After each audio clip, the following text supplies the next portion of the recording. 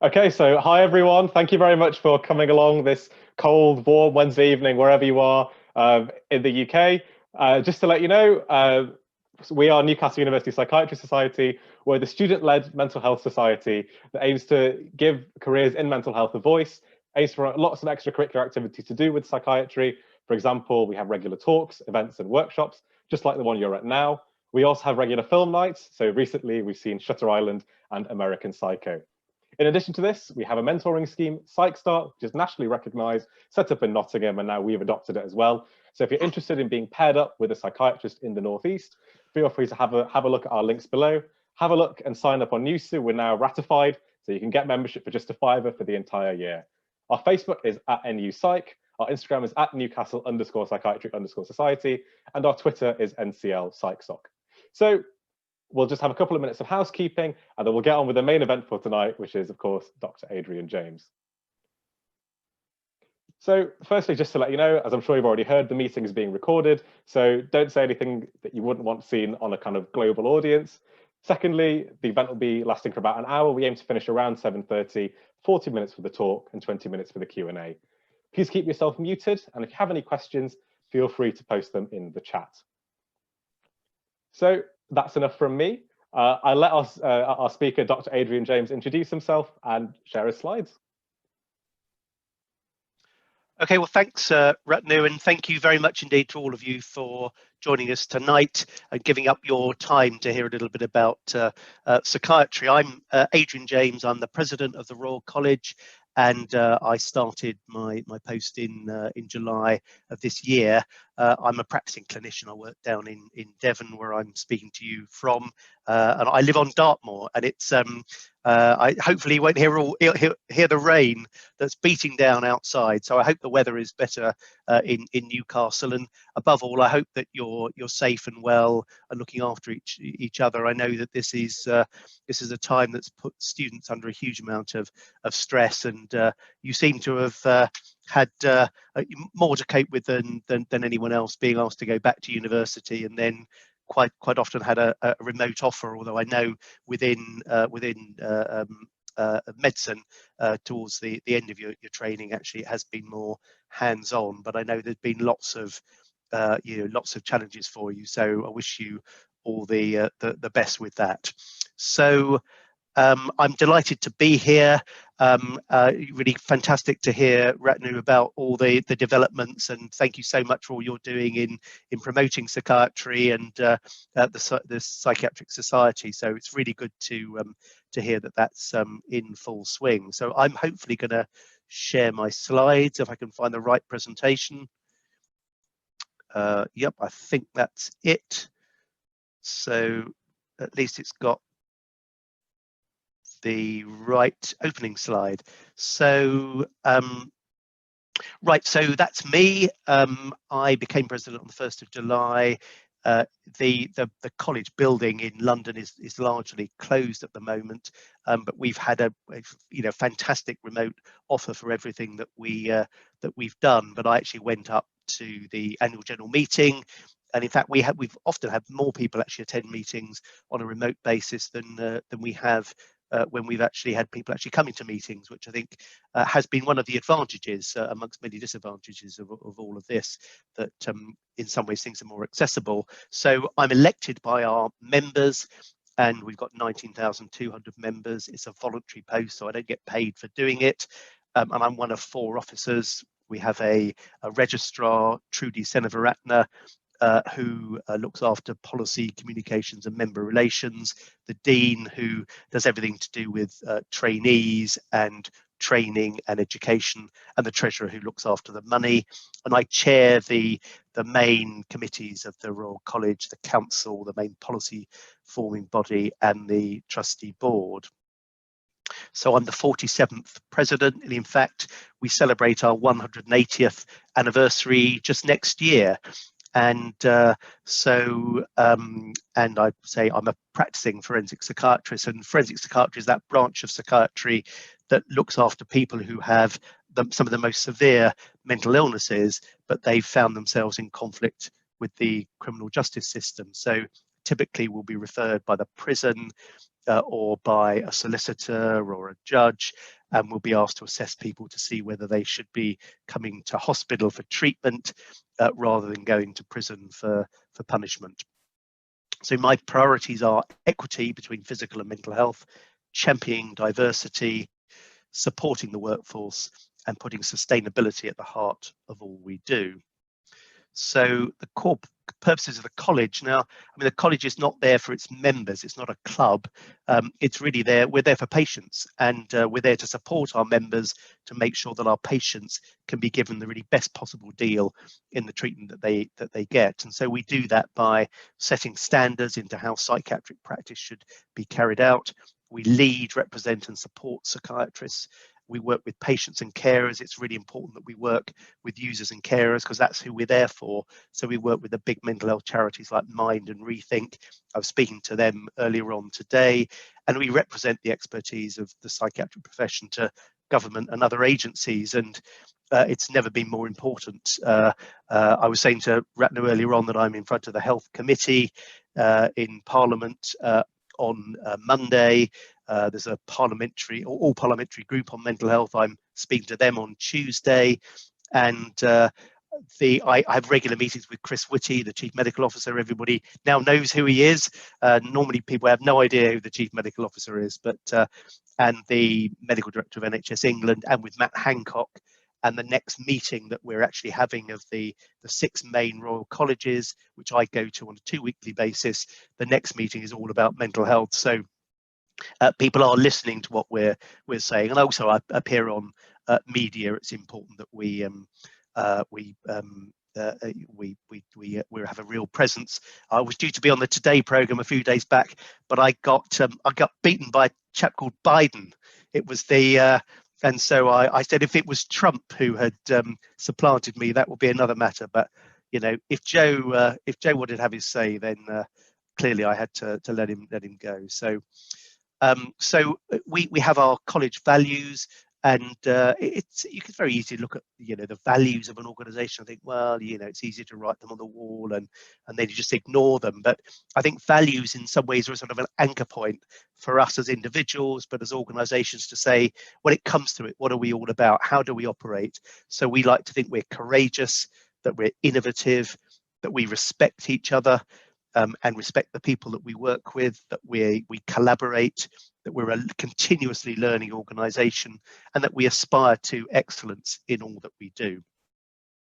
So in terms of the current socio-political challenges, obviously COVID-19 has had a huge impact on our users, carers and staff. You will know all about that. We see it every day in the papers, and you would have experienced that in the work that you're doing. There will be huge implications for mental health from the economic turndown. If you look at all the social determinants of mental illness, all the dials are going the wrong way at the moment. So we've actually spoken that there is going to be a surge of need for people with who have a mental illness.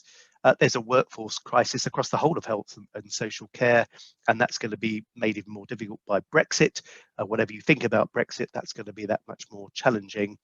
And there's inequity between physical and mental health care. We had the Black Lives Matter movement. I think the whole world has been shaken by the tragic murder of George Floyd, and I think that's opened a window which should always have been there to actually really talk about this issue and really try to get something done about it. And of course, climate change and sustainability, you could say, is an even bigger challenge than COVID-19. So, but there's a lot of opportunities in all of this. I think there's never been a greater interest in mental health. We have, the royal family, again, whatever you think about them. We have celebrities, people are talking about it more. We're getting more airtime. I go to more meetings where people are raising mental health more spontaneously. I'm not having to raise it at the end of the meeting. There are opportunities in terms of the workforce, to expand the workforce. And in terms of workforce well-being, the whole COVID situation has, all the clapping for NHS workers. It's, people have begun to respect the workforce more and to think, well, actually, we do need to support them. There are opportunities in terms of recruitment, funding, and integrated care models. The whole model in which how we actually manage mental health services is changing, along with physical health services, to have a much more integrated approach, which again gives us lots of opportunities to have that mind-body divide, to actually bring that together. So what is the college doing in relation to equity between physical and mental health? Sorry, just come back to that. Well, at the moment, if you have a mental illness, you've only got a third of a chance of actually getting an evidence-based treatment. If you have cancer, quite rightly so, you've got about a 98% chance. And actually outcomes are still poorer. And actually the experience of some people is not good. And that's basically because there just hasn't been enough funding, and everybody agrees that now.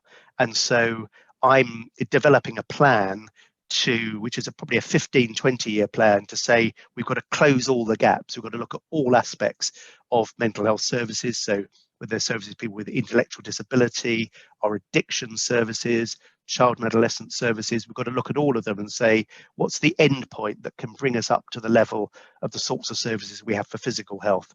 And actually, I think there's real traction behind this. The public are really behind it. And I think that's why it's such an exciting time to go into psychiatry, because if you do, you'll be part of moulding that future and developing what's actually going to happen. So I think in your lifetime, there's going to be a huge movement. So in terms of championing diversity, say the world was rocked by the tragic murder of George Floyd, and the picture on the right is the picture of the health professionals who died in the first wave of COVID, and the shocking statistic about the differential impact on people from Black, Asian and minority ethnic communities. And again, people started with COVID saying it was the great leveler, but actually we realized that it wasn't. There were people who had a differential experience and a disadvantage. And I think again that focused the country really on that this was a real issue we needed to do something about. So I've appointed 2 race equality leads, and they'll be feeding into our strategy that we're just developing at the moment. And we want some real action around this, because there have been lots of reports on equality and diversity, and people are sort of keen for a bit and then it all seems to just disappear. Well, I'm creating a lasting structure so that we can address this on an ongoing basis. I've asked for 30 actions in my first year, 10 in my first year, 10 in the second year, 10 in the third year, to really get something done about this, because I know that many of you will have had to, from diverse backgrounds, have to work twice as hard to get to where you are, and that there's still disadvantage within the system, and we absolutely need to address this head on, and I'm determined to do that. So in terms of recruiting and retaining the psychiatric workforce, we need to train more psychiatrists. We've got ambitious plans that are unachievable without more staff, and we've actually agreed with the people that actually organise training within psychiatry that we're going to increase the numbers very significantly. So the numbers of people training will increase, and obviously the impact of COVID on mental health has been on the services, but also the prevalence of mental illness. We know that anxiety levels have gone up, depression has gone up, and as I say, we know those social determinants will play out over some time. So we need more staff as a result of that, and we've had an unsustainable reliance on international recruitment. It's my view that we should still have people being able to work all over the world, and that should include people from the UK actually having the benefit of the experience in working in other parts of the world, but we shouldn't actually be draining the resources from other parts of the world who often find it more challenging than we do. So, but people from other parts of the world outside of the UK have contributed hugely to the NHS. We couldn't have survived without them. They've been the backbone of the NHS. So we must appreciate what they've done. But actually then I think the whole world needs to move on. So in terms of recruiting and retaining staff, we've got 5 key work streams. We're increasing recruitment, promoting innovative and flexible working practices within mental health. We're improving retention and well-being. We've got a big plan for how we're going to do that, empowering people to make the changes on the ground, promoting psychiatric leadership and improving the culture within psychiatry. There are some issues to do with culture in the whole of medicine, and we want to be right at the forefront of addressing those in psychiatry. We are supporting the recruitment of physician associates, working alongside medical workforce in important roles, and influencing and helping with the implementation of workforce policy agendas, actually, that are designed to make people really feel good about what they're doing and support them in what they're doing. So we also funded a comprehensive campaign since 2017 to really promote psychiatry for the great career that it is.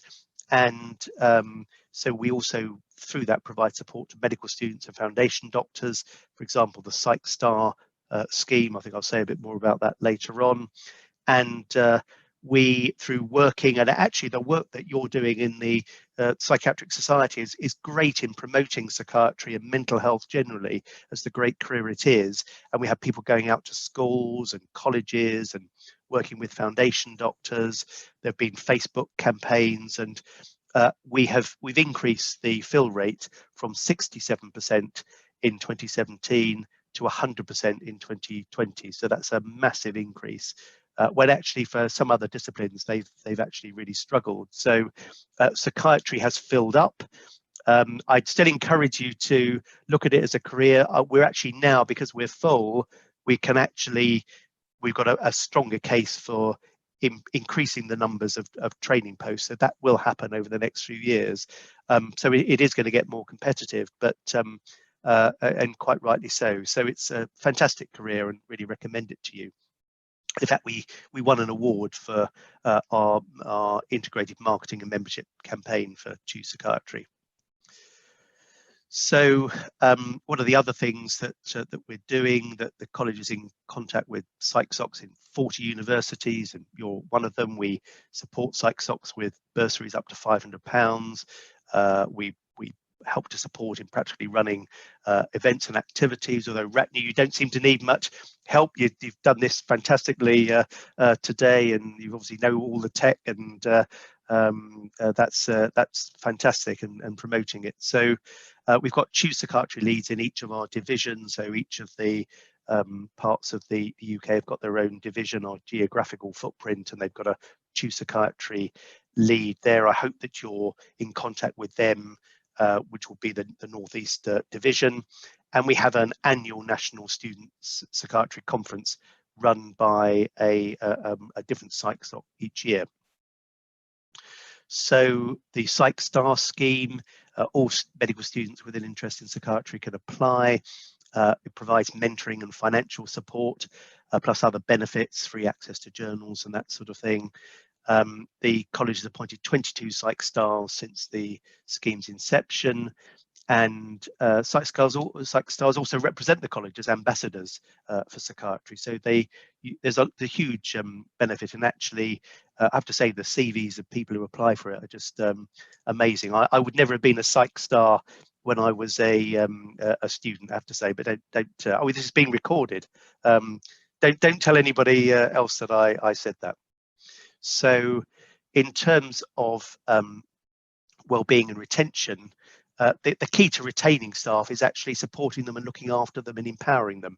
So we've made sure that well-being is included into all job descriptions for all psychiatrists, that we're encouraging NHS organisations to embed the recommendations in our Going for Growth plan, which is really all about supporting staff.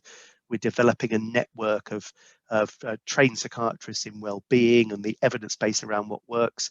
And actually, we're developing a Joy in Work quality improvement program. I don't know how familiar you are with quality improvement methodology, but actually looking at the science behind how you actually you look at change within local teams. And actually, workforce well-being is something that you can apply quality improvement methodology to. So in terms of sustainability, the NHS has a huge carbon footprint, one of the biggest actually of any organisation in the UK. Obviously, we're massive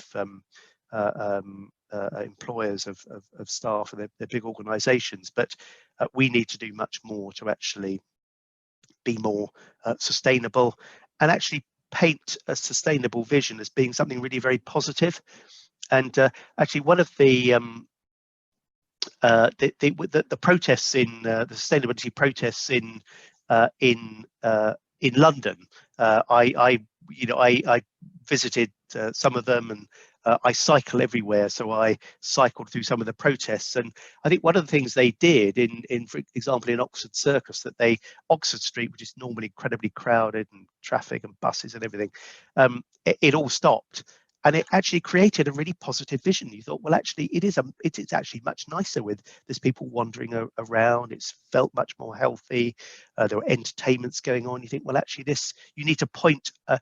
You need to be sure that you can actually paint a positive vision of a sustainable future. And one of the things I do, I cycle everywhere. I cycle to work, and we need to look at more sustainable transport, but actually make it so that it's better. It's not about taking things away that we all love.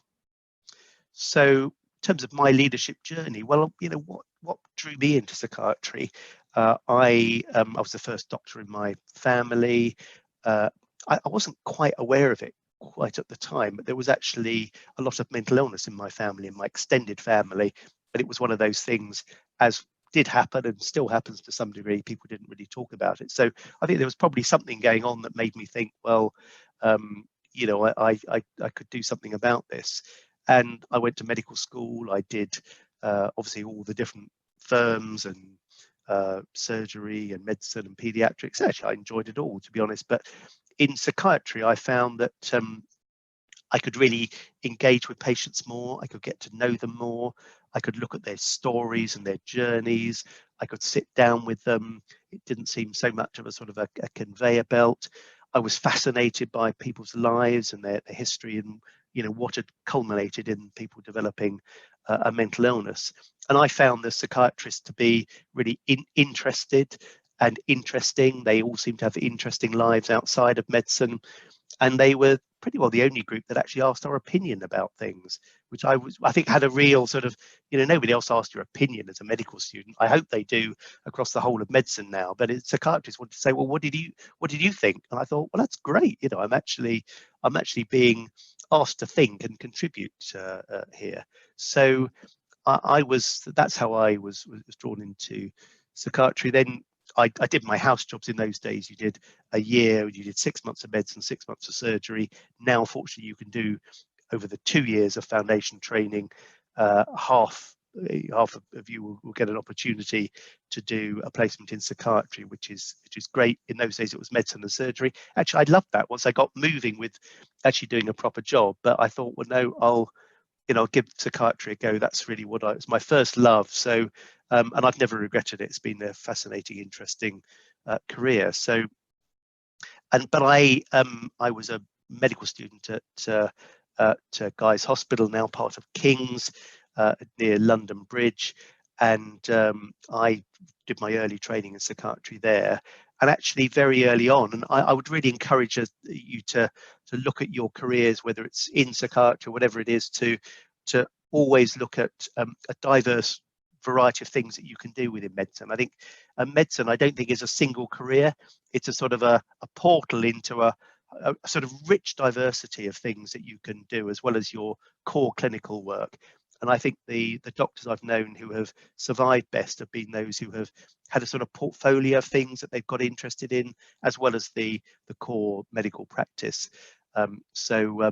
Actually, I was saying earlier on to Ratney, my wife was an MP, and she lost her job courtesy of the electorate at the last election.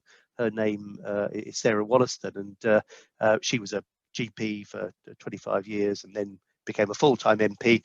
Now she's back doing medicine.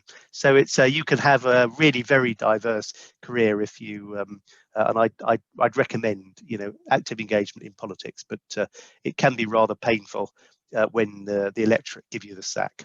So so when I was a junior doctor, I became involved in student politics, and I started to get involved with the Hours of Work campaign. In those days, you could do a 1 in 2 rota, and you literally worked all day, you worked all night, then you worked all day the next day, then you had the night off afterwards, and it was just ridiculous. And you were on call constantly every other weekend, so you were either just coming off on call or just going on to on call.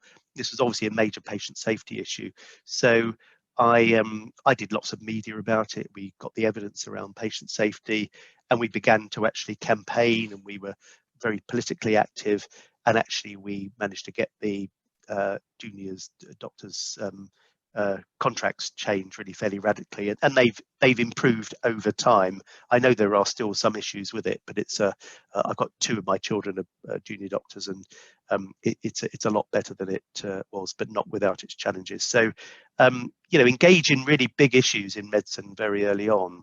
And then I came down to Devon and finished my training in forensic psychiatry.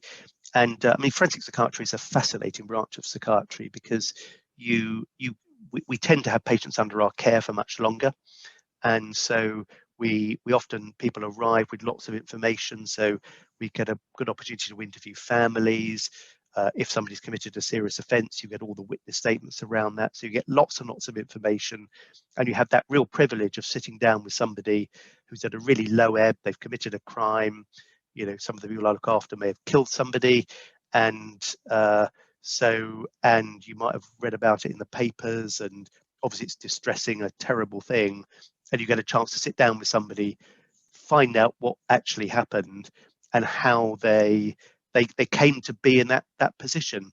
And sometimes people say to me, well, how can you work with people who have done what people say will be terrible things? I say, well, I don't think I've ever had a meeting with somebody where I've really unpicked their story, where I haven't understood how they came to be the other side of the table from where I am. And in some ways, when you hear that story, you think, well, if that had been my life, I'd have been the other side of the table. So it's normally understandable, and we have the joy and privilege of actually trying to sort of unpick that and work with somebody to really put their lives back together so that they can recover from the mental illness and actually make sure that they're safe for themselves and actually for other people as well. So that's really what I've been doing. I'm very happy to answer questions about that. But when I came down to Devon, there wasn't a mental health trust, and I worked with colleagues, and in order to actually develop a new structure, a completely new trust, there was a lot of opposition from the organisation I worked in, and I had to be, I don't know if I'd be quite so bold now, even though I'm president of the Royal College, but I was very bold in actually taking them on and saying, you've got to change, you've got to do things differently, and they refused to. So I went to see the commissioners of the services, and they commissioned a report, and then decided that there would be a mental health trust for Devon. And it's actually the way that services in the end went, that we've got mental health trusts, just focusing on people with mental illness. So I became medical director of that trust, and so I really had an opportunity to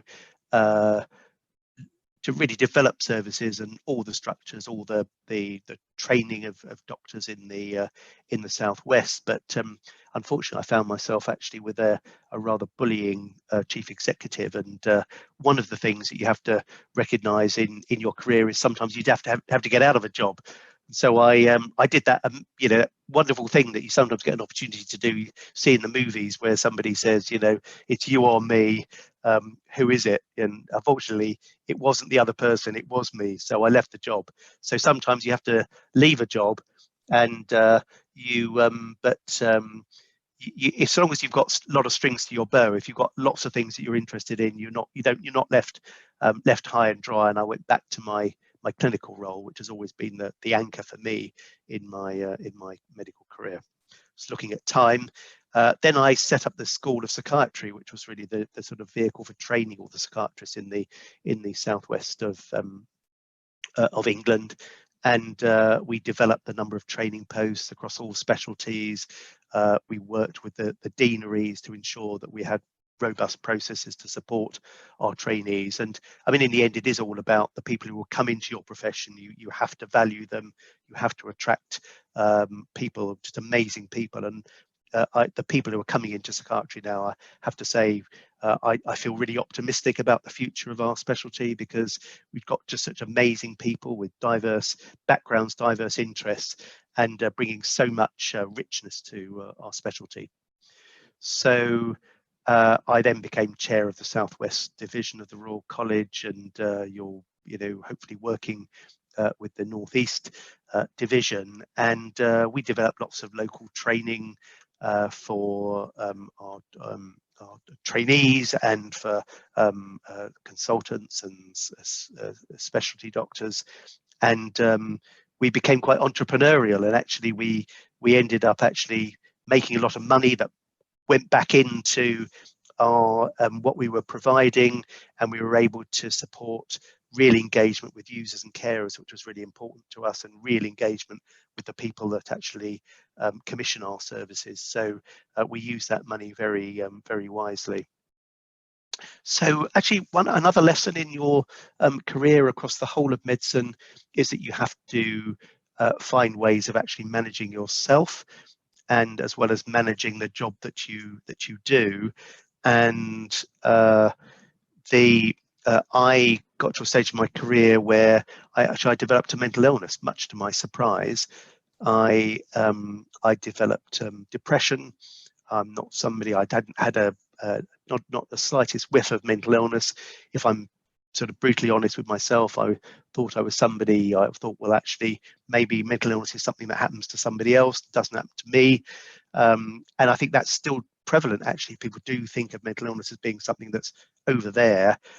Everybody kind of knows you can break your leg, but actually mental illness, well, not so sure about it. But and obviously just because I can develop a mental illness doesn't mean that everybody can, but we're all vulnerable to mental illness. I think that's one of the issues to do with stigma and mental illness, that people kind of think that, well, there's a group of people that are over there, and so that was a real lesson to me. And I had 2 episodes of depression. The last was 12 years ago, and it really made me think about how I manage myself, I manage my time, how I have sort of boundaries between my work and my other aspects of life, how you have to support each other, create nurturing relationships amongst yourselves. I hope you're doing that in what you're doing at the moment.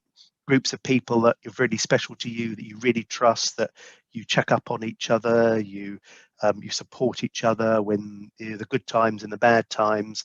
And I've kind of got that you have ways of having a boundary between work and your your other bits of your life, and medicine can be kind of overwhelming. One of the ways I do that is I'm cycling to work.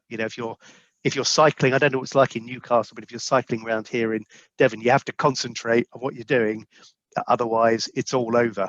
So, and actually when you're cycling up the hills, that takes a bit of effort. So I find that that's great, but everybody has their own way of doing that, and you have to create space to get away from it all and have fun and enjoy yourself, and sometimes that can be challenging. So always have those plans, but above all, support each other, develop a network, keep that network with you. It's a very valuable thing to do.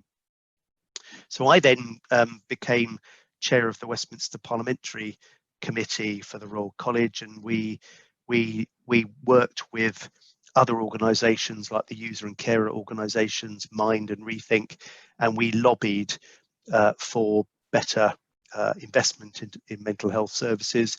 And we found really that when I worked with them, if you're working with politicians and senior policymakers, if everybody's saying a slightly different thing, and particularly if you're saying very different things, they can really do what they want, because you can say, well, you're saying this and you're saying that and you're saying that, so well, we don't know what to do, so we'll do what we want to do.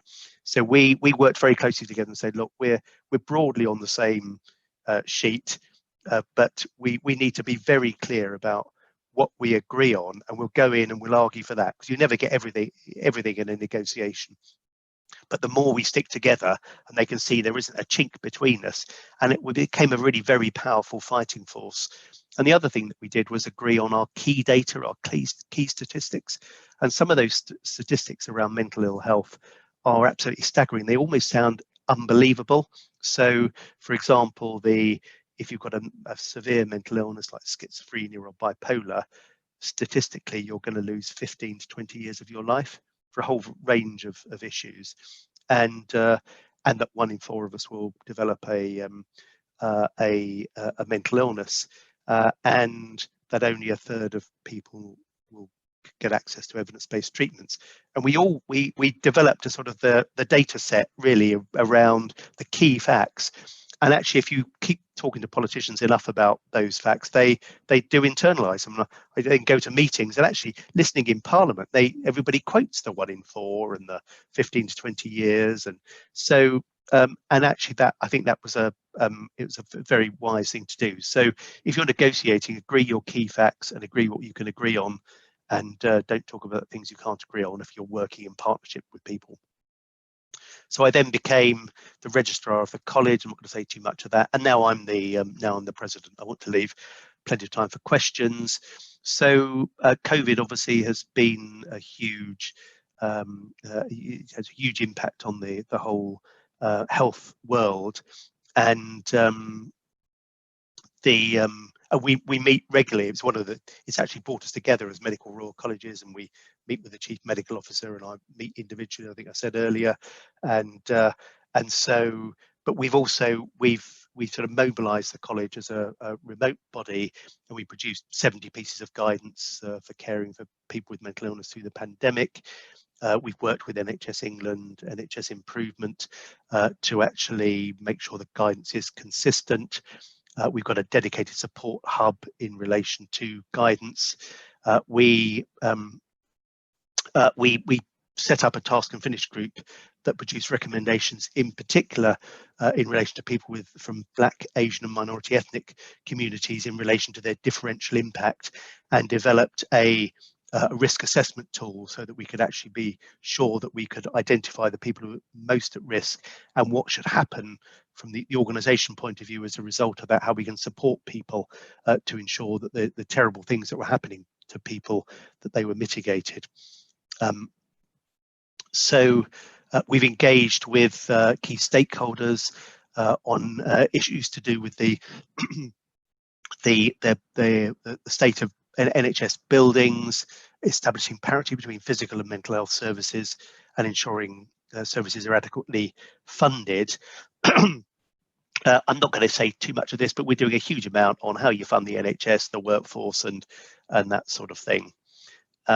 So in relation to COVID and mental ill health, the pandemic is having a severe impact on mental health through biological, psychological and social mechanisms. And there is an evidence that SARS-CoV-2 it actually affects the neurological system directly. I guess the most obvious demonstration of that is the loss of sense of smell.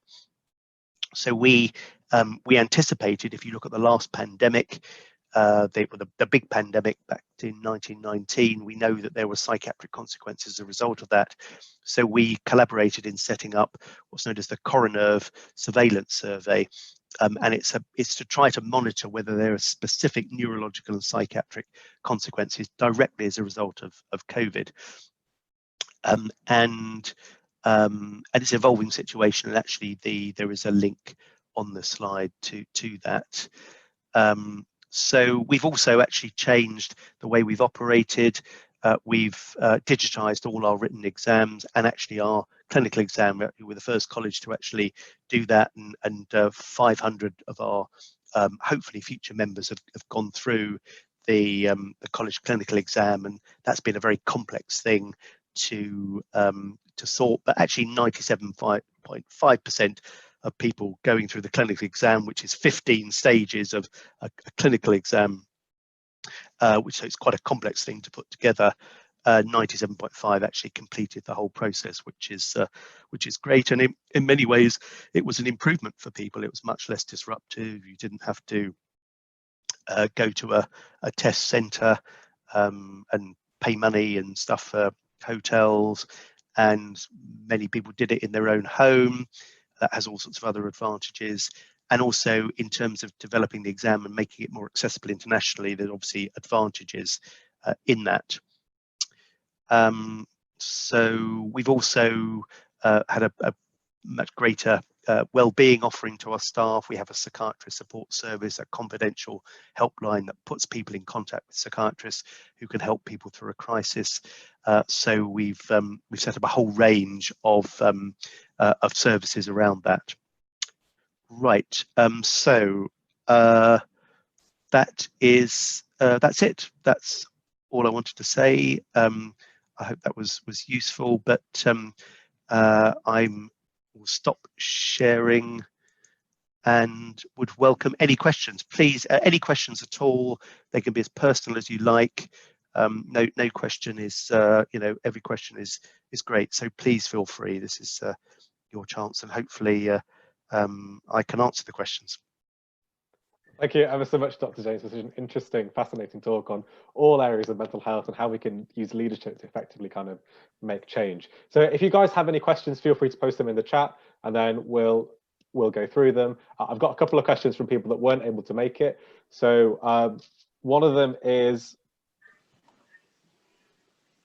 given that COVID has changed lots of the clinical side of healthcare, how do you see psychiatry changing? That's thanks for the question. I mean, it's already changed a lot. I guess the most well, I think there are a number of things. There's the effects that COVID will have on people. So there's the direct effects, and we know that the coroner survey has found that there seem to be people who are developing depression, anxiety, dementia, and psychosis directly as a result of COVID.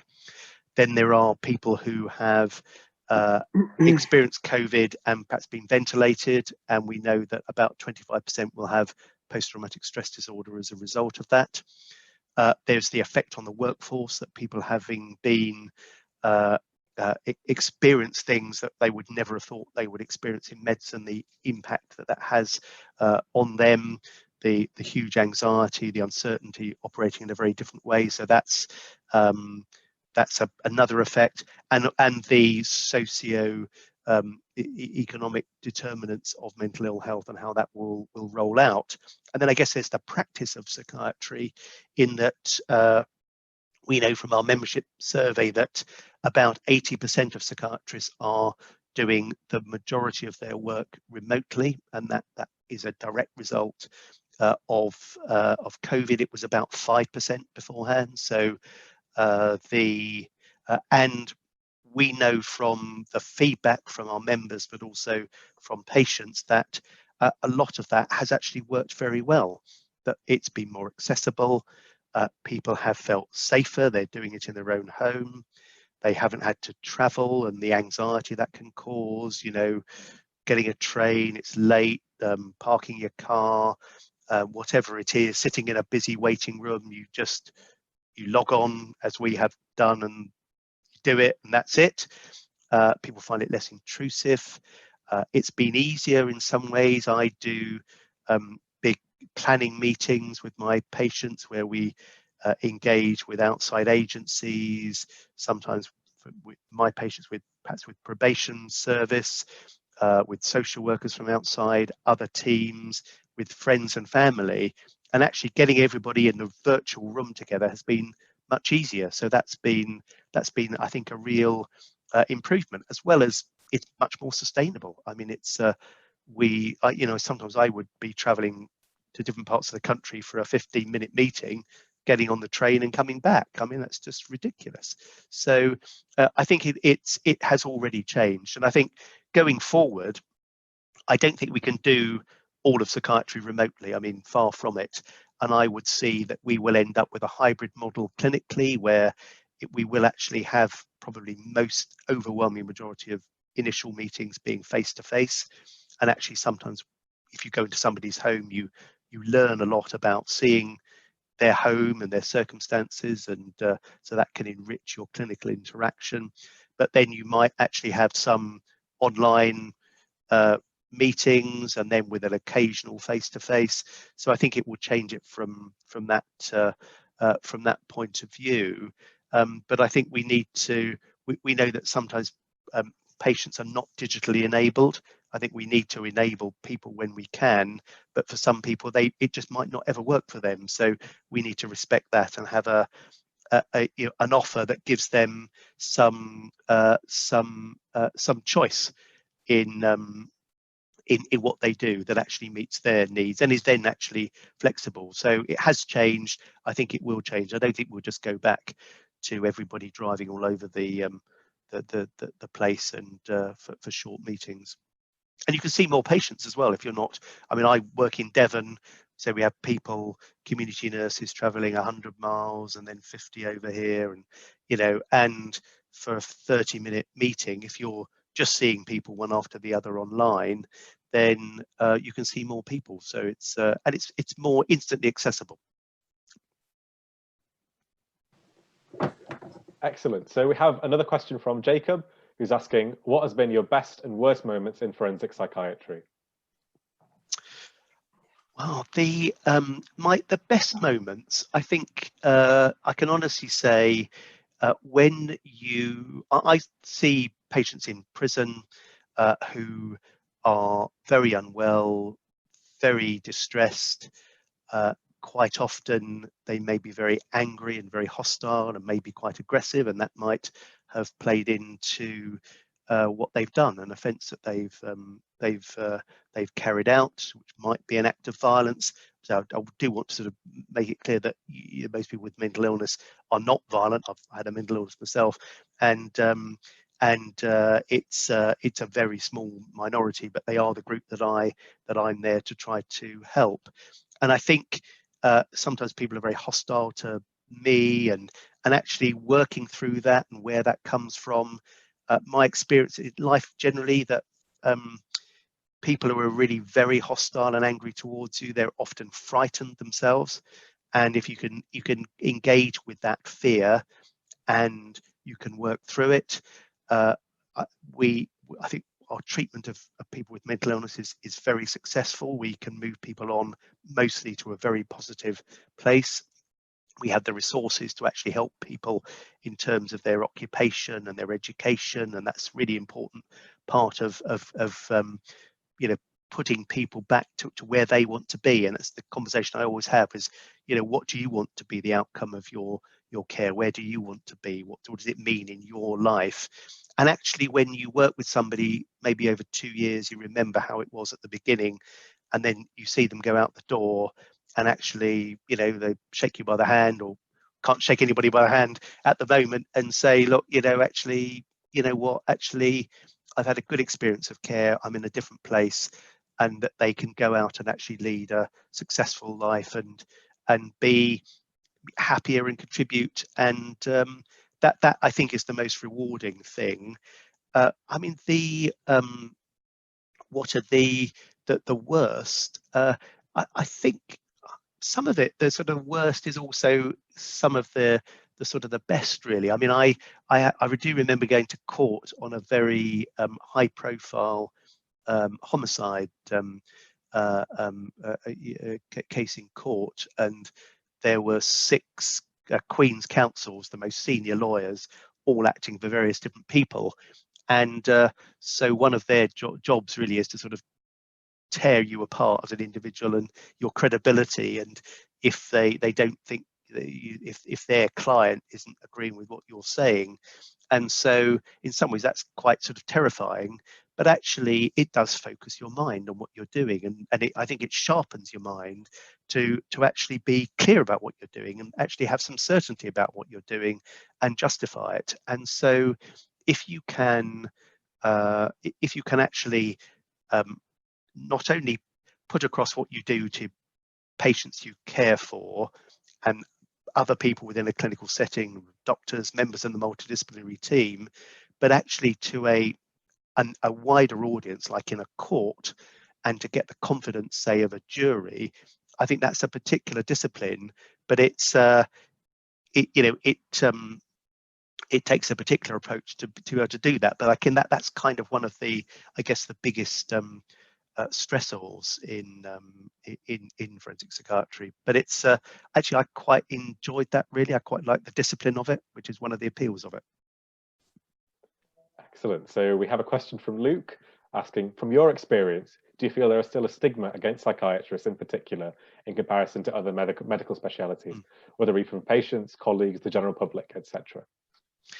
Well, I think there is. I think this is the feedback we get. We've done surveys of medical students, and I think the last one was a couple of years ago, and for trainees, and there is still, I think, some feeling within other branches of medicine of sort of denigrating psychiatrists and saying, "Oh, couldn't you have done a better? Couldn't you have, done better in medicine?" And it's a bit of a, it's a bit of a waste. I mean, I have to say that so I was the first person in my family to become a doctor, and although I'd say part of it only subsequently discovered, there was a huge amount of mental illness in my family, and my parents were a bit disappointed that I wasn't become a proper doctor.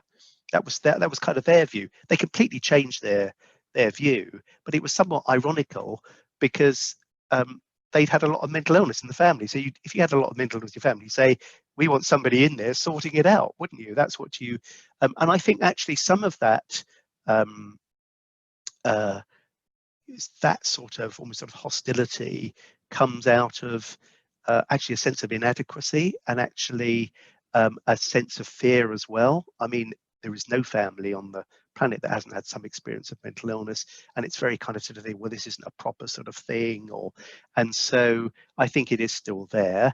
I think it's got a lot better. I think it needs to be challenged, and I mean, there's absolutely no doubt that when you look at what we do as psychiatrists, you've got the brain mostly is the organ that we deal with, and we deal with the mind, and all that stuff is much more complex than the heart or the liver, or then we've got people's, the environment and social factors, and bringing that all together with medicine is the most amazing privilege to be able to look at all that.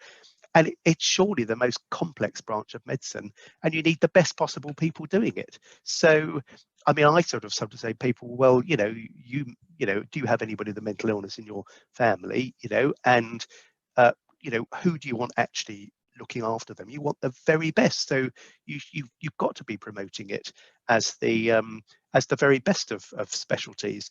I have to say, I'm on lots of meetings with the presidents of other Royal Colleges, and I have to say, in terms of their leadership, they've all been fantastic. I've had no sense that they were thinking, oh, here's the psychiatrist, and we've got to listen to what they've all been very supportive. And when Matt Hancock said that he wanted to do a big thing on mental health, and the next one, they've all been ringing me saying, how can we help, how can we support you, what do you want us to chip in with?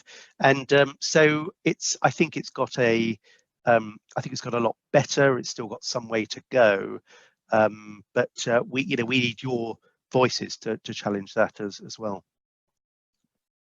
Okay, excellent. I think Yusuf has a question that he wants to share, so I'll just unmute you now. Yep. Evening. I thought I'd talk just for give you some audience interaction. Great, fantastic. Thank you for your talk. I took a lot from it, I think. I have two questions. The first one is a bit personal, so don't feel obliged to answer it. No. But what it was is, you mentioned you suffer from 2 episodes of depression. And I just wanted to ask, how did that condition change the way you dealt with patients with depression, and how the way you viewed them? And how did you manage that condition on your own? Did you resort to CBT, or did you medicate? Okay, thanks. It's personal, but I'm very happy to answer it. The last bit first, I guess. I went to see my GP, and I mean, at the time I had all sorts of weird symptoms, but I was training to do a stage of the Tour de France. I'm a keen cyclist, and I really wanted to do. You could do a stage of the Tour de France competitively. It's a really quite sort of a arduous thing to do. I had to really train. I lost weight.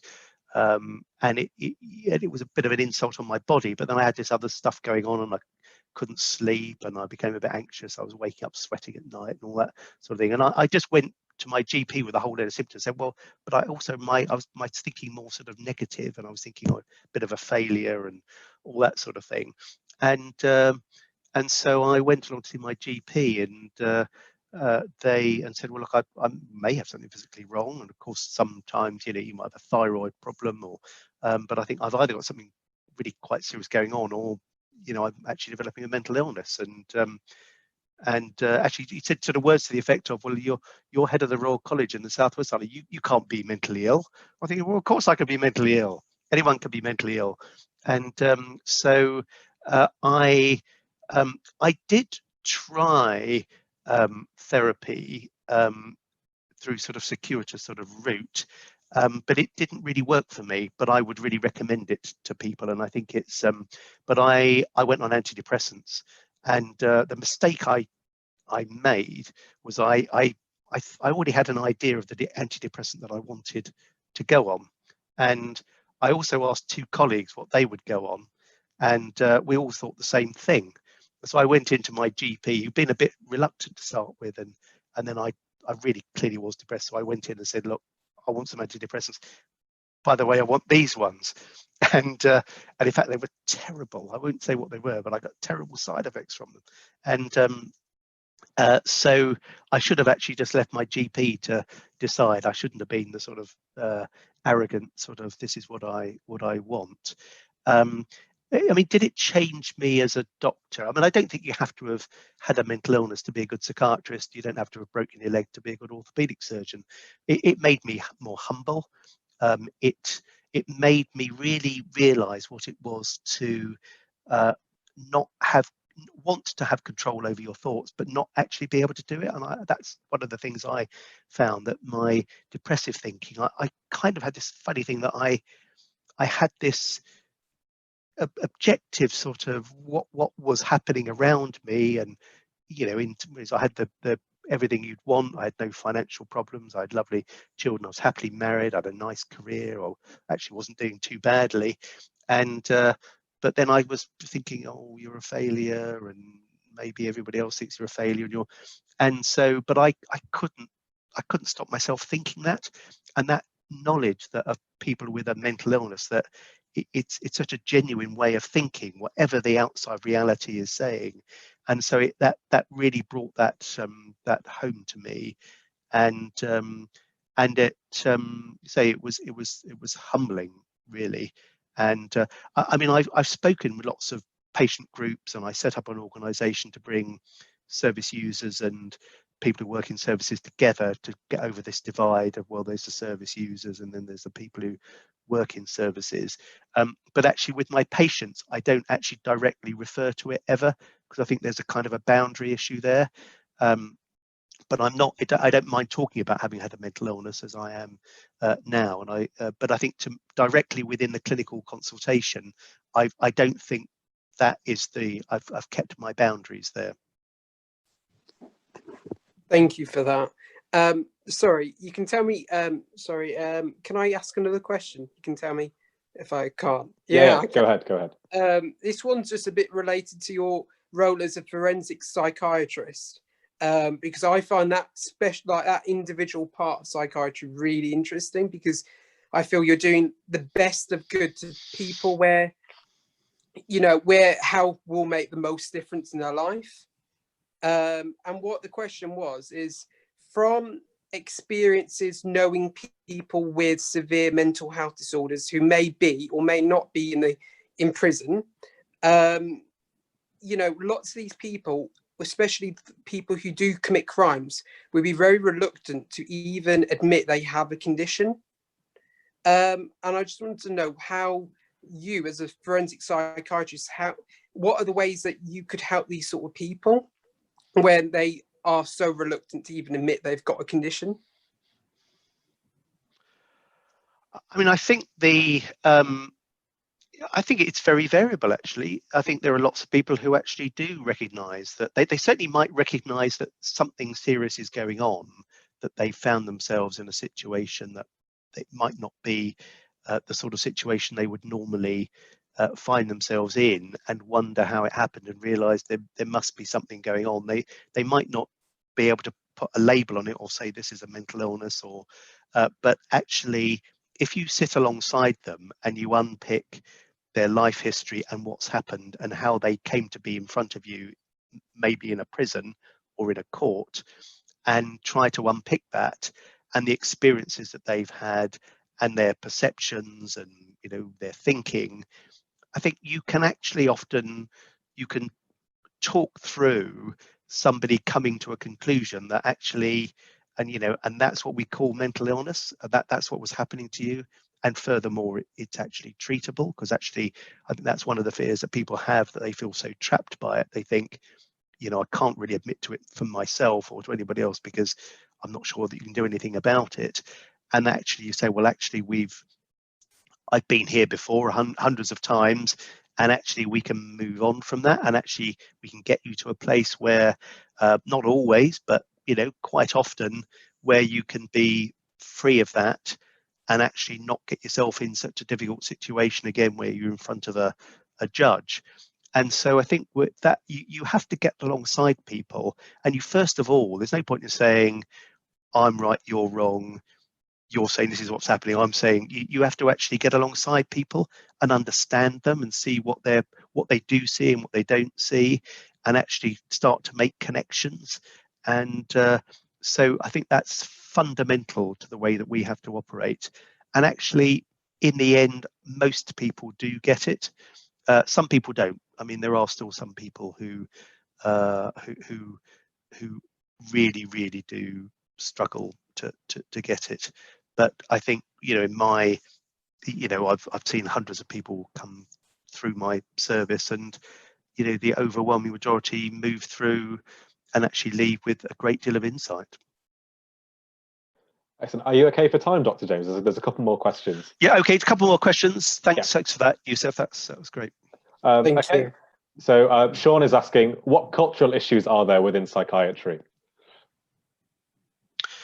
I mean, there are endless sort of cultural issues. I mean, there are.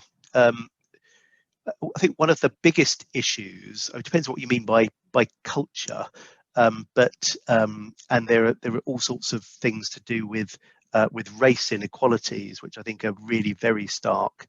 And one of the things that one of the big sort of statistics is that particularly if you're a young black man, your chance of being detained under the Mental Health Act are about 3 times the chances of being detained if you're a young white man.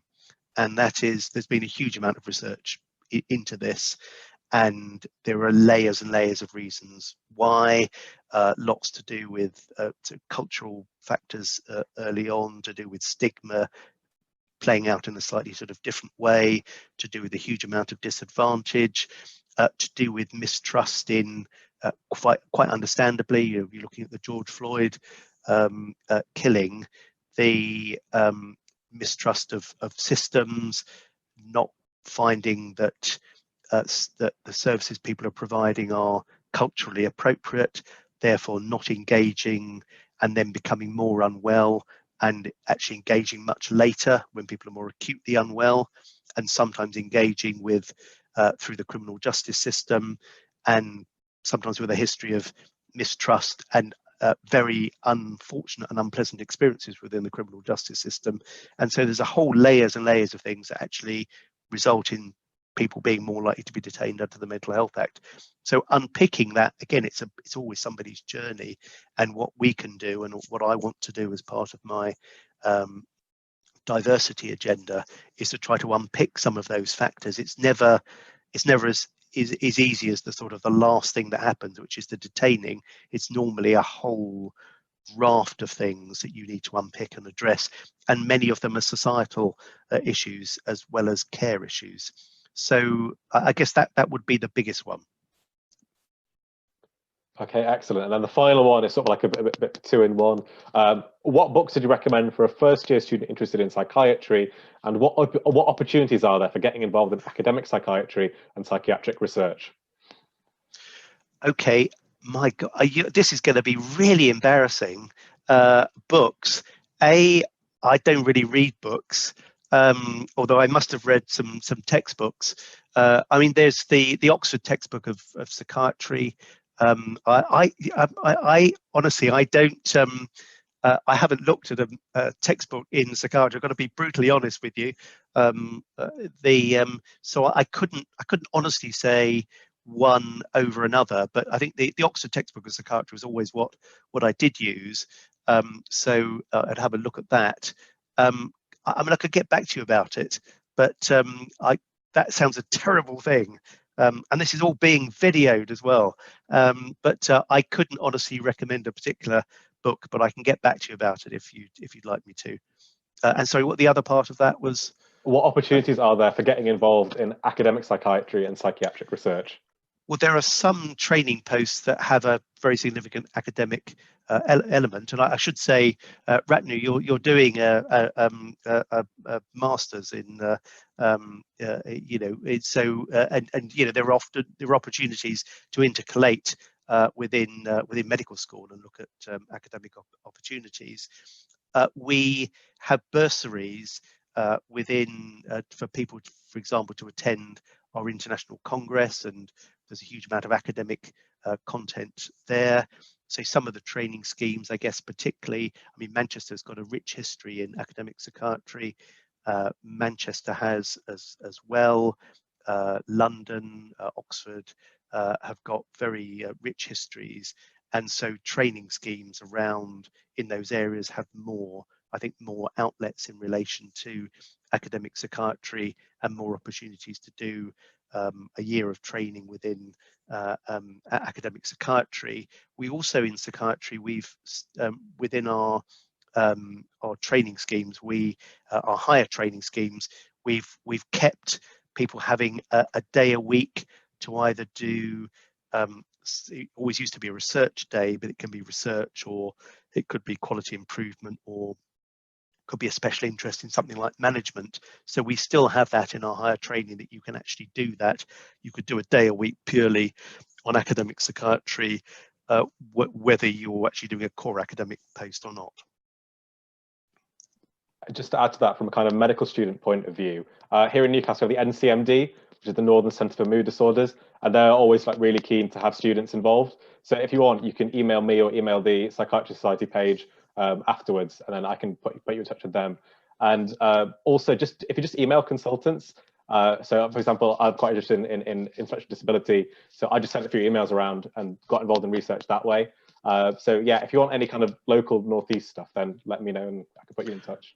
Yeah, you're absolutely. I mean, psychiatrists love to be contacted directly, and academics particularly, and they'll have you engaged in a research project. You know, before you before you can do anything. So I would. Yeah, that's a great suggestion, Ratnu. Okay, excellent. So that's all the questions. Would you like to have any final words to say, Adrian? No, just thank you very much for listening. I hope that was useful. If you're interested in the career of psychiatry, I'd really strongly recommend it. It's been very kind to me and many of my colleagues. I think it's a fantastic career.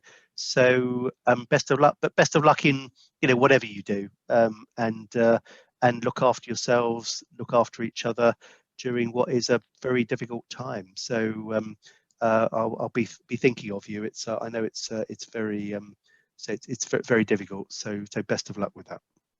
Excellent. Thank you very much for coming. If you're a member, then feel free to message the page or send us an email so you can get your certificate for coming along. Otherwise, thank you very much for coming and have a wonderful Wednesday evening. Adrian, if you could just stay behind for a minute, if that's all right. Okay, will do. Great. Okay. Thanks. See you later, guys. Thanks. Bye. Thank you. Bye.